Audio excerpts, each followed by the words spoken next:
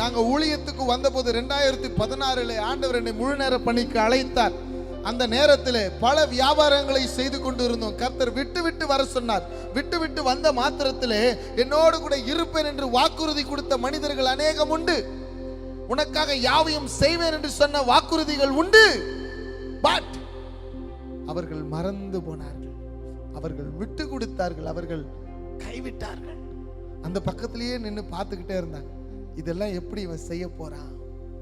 தரிசனம் தந்தவர் மறவார், தரிசனம் தந்தவர் மாறாதவர். ஆமென் சொல்லுங்களேன். அவர் எப்பவுமே மாற மாட்டாருங்க. ஆமென். அழைத்த அழைப்பும் மாறாது, கொடுத்த கிருபை வரங்களும் மாறாது, அழைத்தவரும் மாறாதவர். ஆமென் சொல்லுங்களேன்.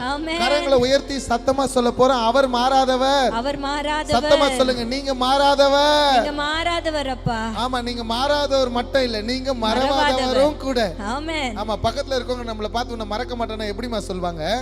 நான் உன்னை மறக்க மாட்டேன்னு சொல்வாங்க. ஆனா அவர் சொன்னா எப்படி தெரியுமா சொல்வாரு? உன்னை முதல்ல கூட்டு வந்து முன்னாடி நிக்க வச்சுட்டு சொல்வாரு, நீ என்னால் மறக்கப்படுவதில்லை. அப்படியே நேருக்கு நேரா சொல்றாரு. God is personalizing this verse. Amen.